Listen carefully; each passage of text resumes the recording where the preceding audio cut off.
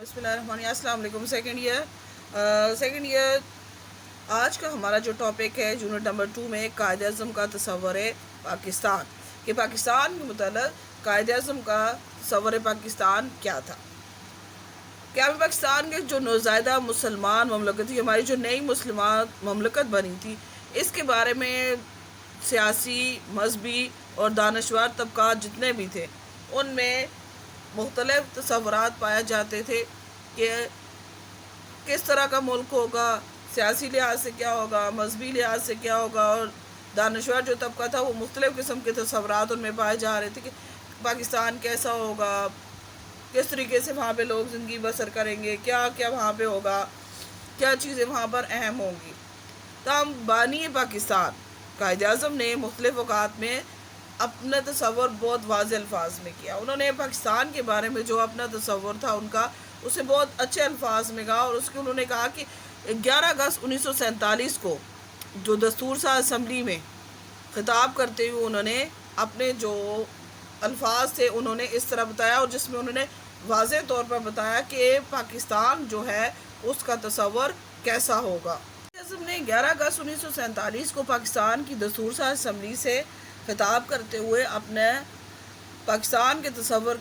को वाज़ेह अल्फाज में कहा। उन्होंने कहा कि अगर तुम मिल जुल कर काम करो, गौर से सुनना बच्चे इसको कि ये बहुत अहम चीज़ है कि क्या कह रहे हैं, कायद अज़म कहते हैं अगर तुम मिल जुल कर काम करो और माजी को भुला दो, कि मिल जुल कर काम करो और माजी को भुला दो, और जितने भी पुराने झगड़े हैं उन्हें दफन कर दो। कि अगर मिलजुल कर काम करो, माजी को भुला दो और पुराने झगड़े दफन कर। नंबर 1 पे क्या कहते हैं, मिलजुल कर काम करो। नंबर 2 पे माजी को भुला दो। और नंबर 3 पे क्या कह रहे हैं कि जो पुराने जितने भी झगड़े हैं उन्हें दफन कर दो। अगर ये 3 चीज़ें तुम करते हो, नंबर 1 पे मिलजुल कर काम करो, नंबर 2 पे माजी को भुला दो, नंबर 3 पे पुराने झगड़े दफन कर दो, तो इसका रिज़ल्ट क्या होगा कि कामयाबी तुम्हारा मुकद्दर हो। अगर इन 3 चीज़ों को तुम लोग अपना लो कि मिलकर काम करो, माजी को भुला दो, पुराने जितने भी झगड़े उन्हें दफन कर दोगे, तो क्या होगा, कामयाबी यकीनन तुम्हारा मुकद्दर बनेगी। और अगर तुम अपने माजी को तब्दील कर दो, क्या कहते हैं, नंबर 1 पे अपने माजी को तब्दील कर दो और एक जज्बे के साथ, नंबर 2 पे क्या कहते हैं,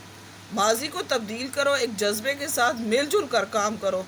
तो इससे कोई फ़र्क नहीं पड़ता कि तुम किस ग्रोह से ताल्लुक़ रखते हो। तुम सबसे अव्वल, दोयम और आखिर, यानी पहले नंबर पे भी, दूसरे पे भी और आखिरी में भी इस रियासत के शहरी हो। कि तुम किसी भी ग्रोह, किसी रंग और नस्ल से भी ताल्लुक़ रखते हो, चाहे तुम अव्वल हो या दोयम हो या आखिरी हो,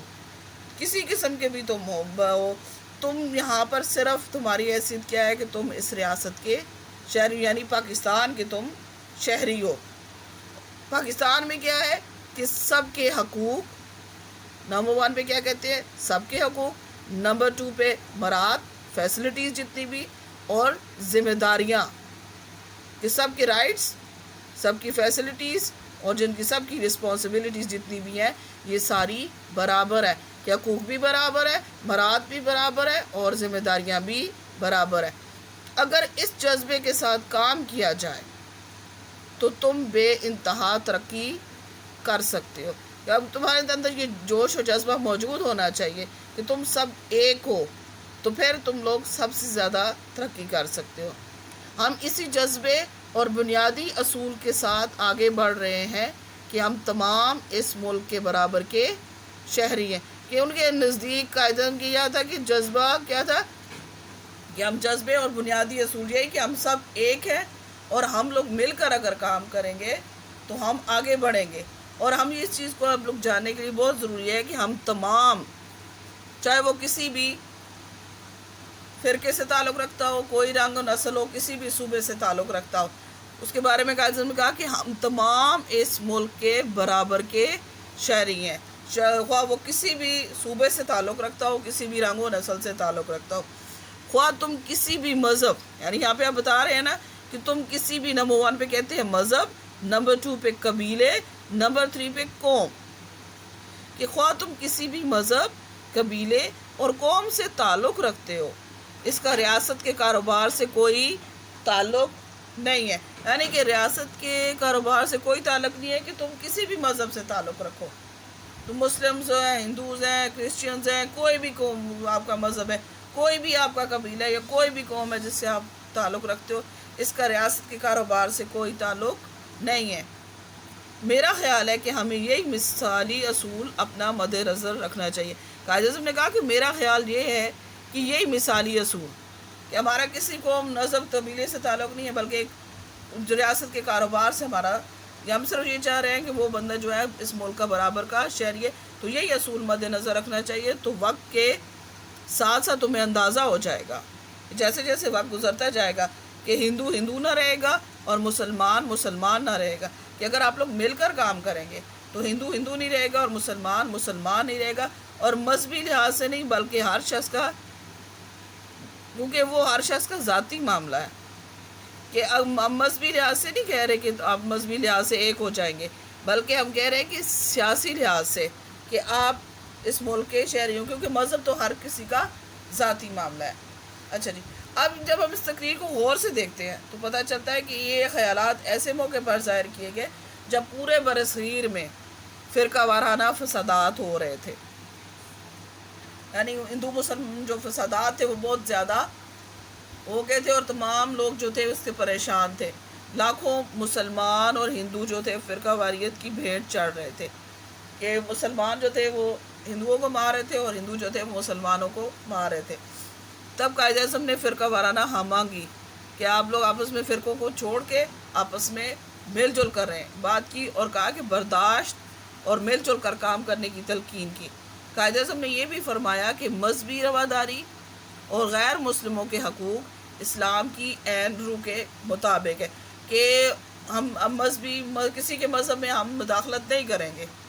ان کا برابری کریں. اور غیر مسلموں کے جو حقوق ہے وہ تو ہمارا اسلام بھی اس کے بارے میں کہتا ہے کہ غیر مسلموں کے حقوق کا بھی خیال رکھنا چاہیے. انہوں نے مزید کہا کہ اس کی تعلیمات ہی میں ہمیں جمہوریت اور برابری کا درس دیتی ہیں. اس کی تعلیمات کہ ہمیں یہ پتہ ہے کہ ہم لوگ جو ہے جمہوریت کوئی برابری کو، ہمارے لیے کوئی بھی مسلم غیر مسلم جو ہے وہ اپنے مذہب میں آزاد ہے، ہم اس کو کسی میں بھی کوئی روک ٹوک نہیں کرتے، لیکن ایک سیاسی لحاظ سے تمام لوگ جو ہیں وہ اس ملک کے برابر کے شہری ہیں. اور انہی اصولوں کے مطابق ہم کاروبار ریاست بھی چلائیں گے، کہ ہم اپنی ملک کا جو کاروبار ہے وہ بھی اسی ریاست سے چلائیں گے. نیکسٹ ہمارا ٹاپک ہے مہاجرین کی آباد کاری، کہ مہاجرین کی آباد کاری کے سلسلے میں کیا کیا کام تھے جو قائد اعظم کے تصور پاکستان میں تھے. اب تقسیم ہند کے نتیجے میں فرقہ وارانہ فسادات ہوئے. فرقہ وارانہ فسادات کے بارے میں ہم نے پڑھا تھا، ہمارا جو پچھلا ٹاپک تھا، کہ بہت زیادہ جب تقسیم ہند ہوا تھا تو جو مائیگریشن ہوئی، ہجرت ہوئی، تو بہت زیادہ فرقہ وارانہ فسادات ہوئے، جس میں تقریباً 5.5 ملین جو لوگ تھے وہ کچھ قتل ہو گئے اور کچھ اغوا کر لیے گئے تھے. اس میں کہ تقریباً 6.5 ملین مہاجرین جو تھے وہ پاکستان میں پناہ لینے پر مجبور ہو گئے. اب اتنے بڑے مسئلے کو، ایک نوزائیدہ اسٹیٹ تھی، ان کے پاس خود کچھ نہیں تھا، اور اتنی بڑے مہاجرین جو تھے ان کو یہاں پر جگہ دینا، صرف جگہ ہی نہیں تھی بلکہ اس کے ساتھ یہ تھا کہ ان کے کھانے پینے کا، ان کے لیے ان کی جابز کا انتظام بھی کرنا تھا. اب کہتے اتنے بڑے مسئلے کو خوش اسلوبی کے ساتھ حل کرنا ایک کٹھن امتحان تھا، بہت مشکل کام تھا اتنے بڑے مسئلے کو حل کرنے کے لیے. چونکہ مہاجرین کی سب سے زیادہ قافلے لاہور کی طرف سے آ رہے تھے، کہ سب سے زیادہ مائیگریشن جو ہوئی تھی وہ لاہور کے راستے ہوئی تھی، دہلی، اور اس کے ساتھ سے سب سے زیادہ لوگ جو تھے وہ ادھر سے آ رہے تھے. لہٰذا قائد اعظم اکتوبر 1947 میں خود وہاں تشریف لے گئے تاکہ مہاجرین کی آباد کاری کا جائزہ لے سکے. کیونکہ لاہور جو ہے وہ واگا بارڈر کے ساتھ لگ رہا تھا، تو وہاں پر زیادہ جو لوگ تھے وہ اس لیے آ رہے تھے. تو قائد اعظم اکتوبر 1947 میں وہاں خود تشریف لے گئے. کیوں لے گئے؟ کہتے ہیں کہ میں مہاجرین کی آباد کاری کا جائزہ لے سکوں. 30 اکتوبر 1947 کو لاہور میں ایک اجتماع سے خطاب کرتے ہوئے قائد اعظم نے فرمایا، انہوں نے خطاب کروایا 30 اکتوبر 1947 کو، آپ نے فرمایا اب یہ ہم پاکستانیوں پر ذمہ داری عائد ہوتی ہے. کہا کہ اب یہ ہم پاکستانیوں پر، کہ جو یہاں پہ رہنے والے رہائشی تھے ان سب کے سے باخطاب کرتے ہوئے آپ نے فرمایا اب یہ ہم سب پاکستانیوں پر ذمہ داری عائد ہوتی ہے کہ وہ لاکھوں تباہ حال مہاجرین جو اپنا سب کچھ بھارت میں چھوڑ کر پاکستان آ رہے ہیں، ان کی ہر ممکن امداد کریں۔ انہیں یہ مصیبتیں اس لیے سہنا پڑی کہ وہ مسلمان ہیں۔ کہ جو اب اتنے تباہ حال جو مہاجرین آ رہے ہیں، اپنا سب کچھ چھوڑ کر ہندوستان میں پاکستان آ رہے ہیں، تو ہمیں چاہیے کہ ان کی ہر ممکن امداد کریں۔ انہیں یہ سارے مسئلے اسی لیے سہنے پڑ رہے ہیں کہ وہ مسلمان ہیں۔ آپ نے تمام شہریوں سے، اس وقت لاہور کے تمام شہریوں سے آپ نے اپیل کی کہ وہ ان مشکل حالات میں اپنے مہاجرین بھائیوں کی ہر قسم کی امداد کریں۔ مہاجرین کے لیے قائد اعظم نے قائد ریلیف فنڈ کا قیام عمل میں لایا کہ یہ وہ فنڈ تھا کہ جس کے ذریعے مہاجرین کی امداد ہو سکتی تھی، اور لوگوں سے اپیل کی گئی کہ وہ فنڈ میں دل کھول کر عطیات جمع کروائیں۔ چونکہ مہاجرین کا مسئلہ کافی پیچیدہ تھا، بہت زیادہ کمپلیکیٹڈ تھا، اس لیے لیاقت علی خان وزیر اعظم پاکستان، ہمارے جو پاکستان کے وزیر اعظم تھے اس وقت لیاقت علی خان، اور بھارتی وزیر اعظم اس وقت تھے پنڈت جواہر لال نہرو۔ پاکستان کے جو تھے وزیر اعظم لیاقت علی خان، جبکہ بھارت کے جو وزیر اعظم تھے وہ تھے پنڈت جواہر لال نہرو نے ایک دوسرے سے ملاقات کی اور مہاجرین کے مسئلے پر گفت و شنید کی، کیونکہ دونوں سائڈ پہ یہ پرابلم آ رہا تھا کہ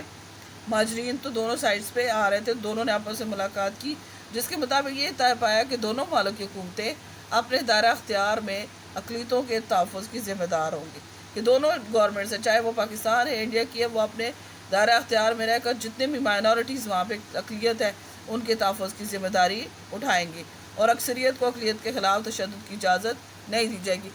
وہاں پر زیادہ تر ہندو ہیں تو انہیں یہ نہیں کیا جائے گا کہ وہ مسلمانوں کے ساتھ جو ہے وہ ان کے ساتھ ان کو تشدد کریں، یا پھر جو مسلمان اگر یہاں پہ اکثریت میں ہے تو ان کو اجازت نہیں جائے گی وہ ہندوؤں کے ساتھ تشدد کریں، اور دونوں ممالک مہاجرین کی آباد کاری کے لیے ہر ممکن قدم اٹھائیں گے، اور دونوں ممالک نے کہا کہ ہم دونوں اپنے جو مہاجرین ہیں ان کو سیٹل کرنے کی پوری کوشش کریں گے، اور جو تشدد کی بات ہے تو ہم لوگ اکثریت کو اجازت نہیں دیں گے کہ وہ اقلیت کے اوپر تشدد کرے۔ نیکسٹ ہمارا ہے سرکاری ملازمین کے لیے نصیحت۔ اب قائد اعظم نے سرکاری ملازمین کو کیا نصیحت کی؟ سب سے پہلے کہتے ہیں کہ پاکستان کی آبادی کے ہم پاکستان کو ہندوستان کے 1/4 تھی، یعنی ہندوستان کی جو جتنی بھی آبادی تھی ان کے 1/4 آ رہی تھی، لیکن جو مسلمان سرکاری ملازمین پاکستان کے حصے میں آئے وہ اس نسبت سے کئی گنا کم تھے، کہ ہمارے پاس جو سرکاری جو ملازمین آئے تھے مسلمان جو تھے وہ بہت ہی کم تھے۔ حقیقت تو یہ ہے کہ صرف 82 یعنی 82 مسلمان اعلیٰ سرکاری ملازمین پاکستان کی طرف ہجرت کر کے آئے، جن میں صرف ایک سیکٹری کے عہدے پر تھا اور کوئی 8 درجن۔ اب جو پاکستان کے نتیجے میں آئے ان میں صرف ایک سیکٹری کا عہدہ تھا اور کوئی 8 درجن جوائنٹ سیکٹری کے عہدے کے برابر تھے۔ اس کے علاوہ نچلی سطح پر معاملہ الٹا تھا، بعض محکموں میں تو گنجائش سے زیادہ ملازمین تھے۔ زیادہ تر یہی ہوئی بات ہے کہ پاکستان جو مسلمان تھے وہ کم پڑھے لکھے تھے، اور جہاں سے جو بڑے عہدوں پر تھے جو ہندو وہ پڑھے لکھے زیادہ تھے، وہ جتنے بھی عہدے تھے جو بڑے عہدے تھے ان سب پہ تو صرف ہندو ہی تعینات تھے، جبکہ پاکستان کے جو مسلمان تھے وہ تو صرف کلیریکل سٹاف تک ہی محدود تھا۔ تو یہاں پر جو کلیریکل سٹاف تھا اس میں تو گنجائش سے زیادہ لوگ تھے، جبکہ جو بڑے عہدے تھے ان کے لیے ہمارے پاس نہ ہونے کے برابر تھے۔ سرکاری ملازمین نے کام شروع کیا، حالات نامواقف تھے لیکن ملازمین میں جذبہ اور خلوص موجود تھا۔ وہ سارے یہ چاہتے تھے کہ اس نوزائیدہ مملکت کو جلد از جلد پاؤں پر کھڑا کر دیں، لہٰذا سرکاری ملازمین نے محنت اور لگن سے کام کیا۔ قائد اعظم محمد علی جناح نے ان حالات میں نہ صرف ان کا حوصلہ بڑھایا بلکہ ان کے لیے مستقبل کے راستے کا تعین بھی کیا۔ قائد اعظم نے ان کے ساتھ ان کا حوصلہ بھی بڑھایا کہ تم لوگ بہت اچھا کام کرے، لیکن انہوں نے انہیں یہ کہا کہ مستقبل میں تم لوگوں کا کیا رد عمل ہونا چاہیے، کس طریقے سے تم لوگوں نے چلنا ہے، اس کے بارے میں بتایا۔ انہوں نے واضح الفاظ میں بتایا کہ سرکاری ملازمین کا رویہ کیا کہتے کہ ان سرکاری ملازمین کا رویہ حاکم کا نہیں بلکہ خادم جیسا ہونا چاہیے۔ کہ انہیں کسی صورت میں بھی جو ہے نا حاکموں والا رویہ نہیں اپنانا، بلکہ انہوں نے خادموں جیسا رویہ اپنانا ہے۔ 25 مارچ 1948 کو سرکاری افسران سے خطاب کرتے ہوئے قائد اعظم نے فرمایا سرکاری ملازمین سے خطاب کرتے ہوئے کہتے ہیں کہ آپ یعنی سرکاری افسران کو قوم کے خادم کی حیثیت سے اپنے فرائض سر انجام دینے چاہیے، کہ آپ کسی بھی صورت میں اپنے آپ کو یہ نہ مانیں کہ آپ بہت سپیریئر ہیں، بلکہ آپ نے یہ کرنا ہے کہ آپ کی جو کچھ بھی کرنا ہے آپ نے قوم کی خادم کی حیثیت سے اپنے فرائض کو سر انجام دینا ہے۔ آپ کو کسی سیاسی جماعت سے کوئی واسطہ نہیں رکھنا چاہیے، کہ آپ کا کوئی واسطہ نہیں ہوگا کہ آپ کسی سیاسی جماعت کے ساتھ مل جائیں۔ کوئی بھی سیاسی جماعت برسر اقتدار آ سکتی ہے، مگر آپ کا رویہ عوام سے ایسا ہونا چاہیے کہ ان کو احساس ہو کہ آپ حکمران نہیں، آپ قوم کے خادم ہیں، کہ کسی ٹائم پہ کوئی بھی جماعت جو ہے وہ برسر اقتدار آ سکتی ہے، لیکن آپ نے اپنی جو قوم ہے اس کے ساتھ آپ نے حکمرانوں کا نہیں بلکہ قوم کے خادم کی حیثیت کے ساتھ جیسا آپ نے ان کے ساتھ رویہ رکھنا ہے۔ کسی جماعت کے دباؤ میں آ کر آپ نے کسی کے ساتھ کوئی بھی ایسا رویہ نہیں رکھنا عوام کے ساتھ کہ وہ آپ سے بدظن ہو جائیں۔ آپ نے مزید کہا کہ آپ انصاف، ایمانداری، نمبر 1 پہ انصاف، نمبر 2 پہ ایمانداری اور نمبر 3 پہ ثابت قدمی،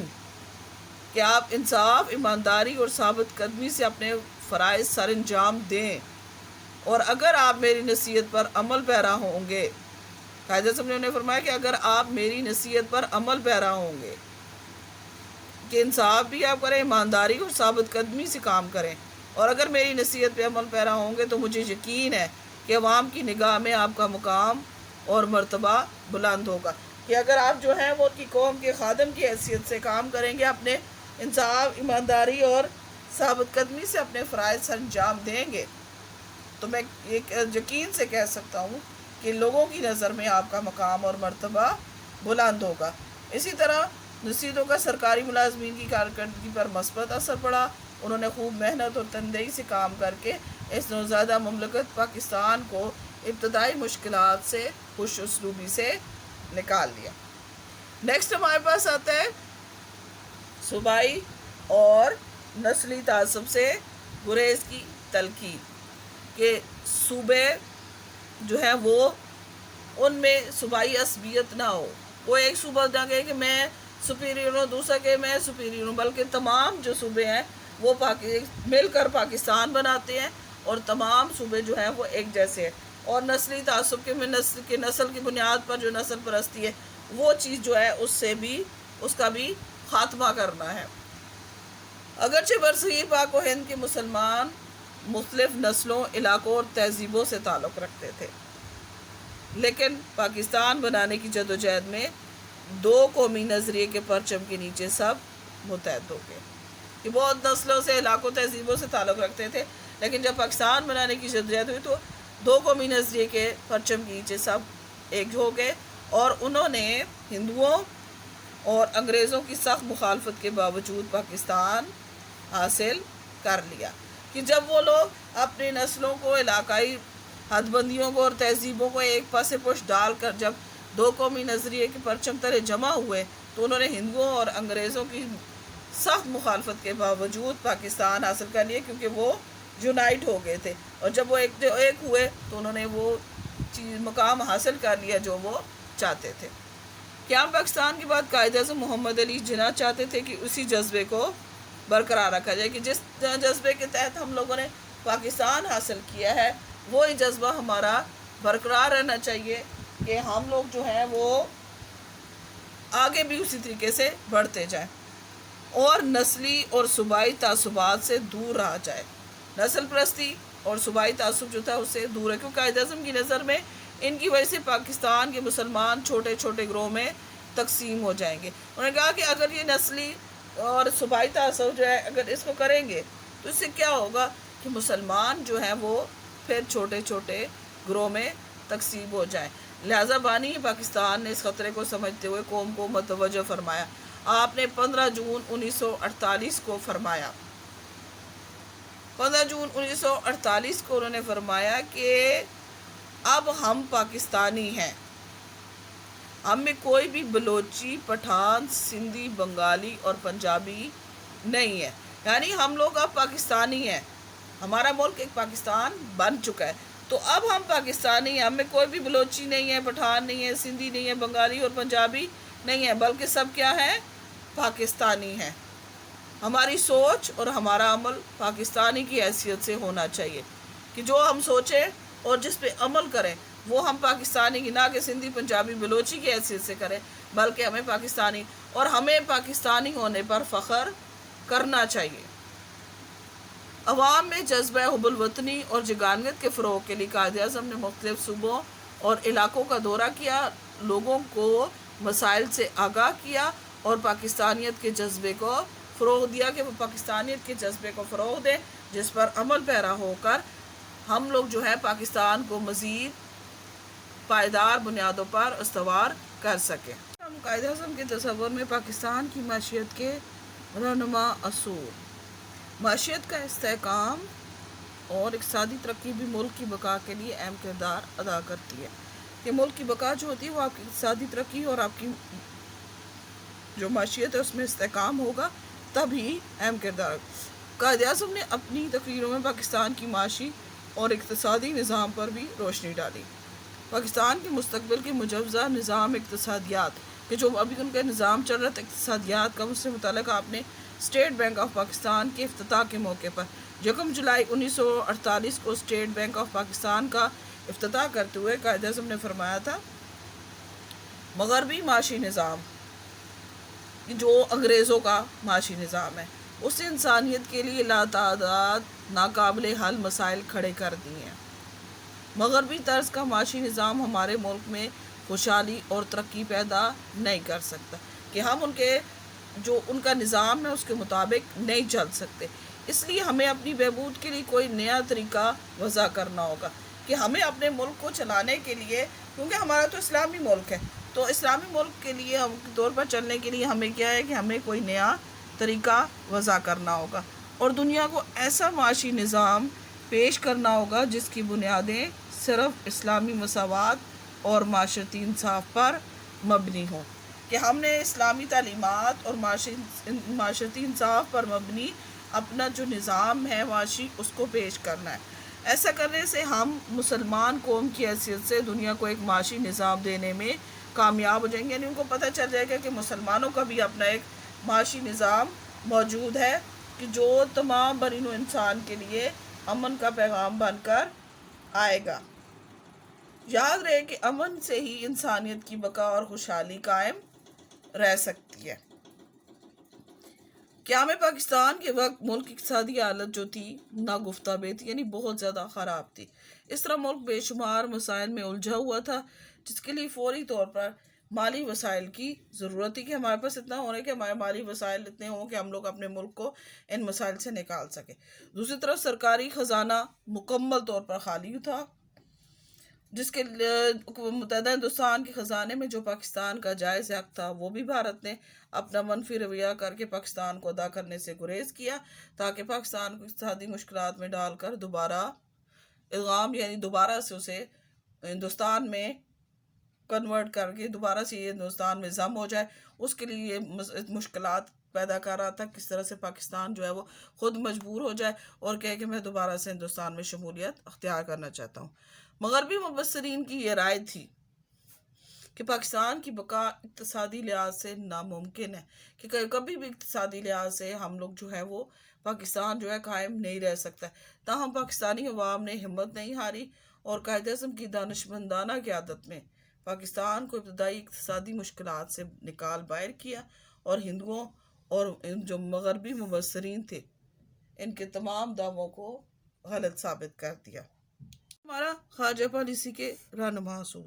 پاکستان کی خارجہ پالیسی پر اظہار خیال کرتے ہوئے قائد اعظم نے فروری 1948 میں فرمایا، ہماری خارجہ پالیسی کا مقصد دنیا کے تمام ممالک کے ساتھ دوستانہ تعلقات استوار کرنے، یعنی ہماری خارجہ پالیسی کے مقصد یہ ہے کہ ہم نے کسی ایک کو نہیں بلکہ ہم نے دنیا کے تمام ممالک جتنے بھی ہیں ان کے ساتھ دوستانہ تعلقات قائم کرنے ہیں، تاکہ ہم لوگ کسی بھی ملک کے خلاف جارحانہ عزائم نہیں رکھتے۔ ہم ملکی اور بین الاقوامی تعلقات دیانتداری اور انصاف، نمبر 1 پہ کیا کہتے ہیں کہ تعلقات ہم لوگ دیانتداری اور انصاف کے اصولوں پر قائم کرنا چاہتے ہیں، اور ہم یہ بھی چاہتے ہیں کہ دنیا میں امن اور بھائی چارے کو فروغ میں مدد دے، کہ اگر کہیں پر کہیں امن کی ضرورت ہے، بھائی چارے کی، تو ہم لوگ آپ کے ساتھ کھڑے ہوں گے۔ پاکستان کبھی بھی ظلم و ستم کے ستائے ہوئے لوگوں کو مالی اور اخلاقی مدد دینے سے گریز نہیں کرے گا، اور ہمیشہ اقوام متحدہ کے دستور کی پاسداری کرے گا، کہ جو اقوام متحدہ کا منشور ہوگا اسی پر عمل پیرا بھی ہوگا اور اس کو ہمیشہ مانے گا بھی۔ قائد اعظم کے درج بالا بیان سے پاکستان کی خارجہ پالیسی کی خود و خال کی نشاندہی ہوتی ہے کہ ہم لوگ کس طرح کی پالیسی بنانا چاہ رہے تھے، کہ ہم لوگ جو ہیں وہ کس طرح سے اپنے ملک کو بہتر بنائے، اور دوسرے ممالک کے بارے میں بھی سوچ رہے تھے کہ ہم لوگ صرف دیانتداری اور انصاف کے اصول قائم کرنا چاہتے ہیں اور دنیا میں امن اور بھائی چارہ چاہتے ہیں، اور ہم لوگ کوشش کریں گے کہ ہم لوگ بھی جو غریب اور جن کو مالی اور اخلاقی امداد کی ضرورت ہے ان ممالک کی مدد بھی کریں۔ ابتدائی دنوں میں پاکستان کی خارجہ پالیسی کی بنیاد بنے یہی اصول، انہی اصولوں پر کاربند ہوتے ہوئے پیچیدہ سے پیچیدہ حالات سے بھی کامیابی کے ساتھ پاکستان باہر نکلا، اور اپنی مؤثر خارجہ پالیسی کی بدولت ابتدائی دنوں کے معاشی مسائل پر قابو پانے میں بھی کامیاب ہوا۔ نیکسٹ جو لاسٹ ان کا یہ تھا، کہتے ہیں کہ طلبہ کو اصول تعلیم کی تلقین، کہ قائد اعظم کا کہنا تھا کہ طلبہ جو ہیں وہ قوم کا مستقبل ہے، اور ہمیں ان سے بہت سی امیدیں وابستہ ہیں، تو نہیں چاہیے کہ یہ اپنی جتنی بھی جو مثبت سرگرمیوں کو اپنائیں اور اپنے ملک کے لیے کام کریں۔ قائدہ نے پاکستان کے اصول میں طلبہ نے بہت اہم کردار ادا کیا۔ وزیر پاکستان کے نوجوان طلبہ قائد اعظم اور ان کے رفقار کے ہراول دستے کے طور پر ہمیشہ سرگرم عمل رہے۔ قائد اعظم طلبہ کے اہم کردار کا نہ صرف ادراک تھا یعنی علم تھا، بلکہ انہوں نے ان کی ہمیشہ کاوشوں کی تعریف بھی کی۔ ان کو مستقبل کے نوجوانوں سے بہت امیدیں وابستہ تھی، وہ جانتے تھے کہ نوجوان ہی ملک کا مستقبل ہے۔ تاہم کیا پاکستان کے بعد قائد اعظم نوجوان طلبہ سے مثبت سرگرمیوں کی امید رکھتے تھے۔ انہی امیدوں کے پیش نظر پشاور میں طلبہ سے خطاب کرتے ہوئے انہوں نے نوجوانوں کو تلقین کی کہ وہ اپنی تمام تر توجہ اصول علم پر مرکوز رکھے۔ قیام پاکستان کے سلسلے میں طلبہ نے جو اہم کردار ادا کیا، قائد اعظم نے اس کی تعریف کی، مگر فرمایا کہ طلبہ کو اب احتجاجی سیاست سے کلیتاً یعنی مکمل طور پر گریز کرنا ہوگا۔ اسی میں پاکستان کی بقا اور خوشحالی ہے، کہ نوجوان طبقہ جو ہے وہ علم حاصل کرے گا، تبھی ہمارے لیے بہتری ہو سکتی ہے۔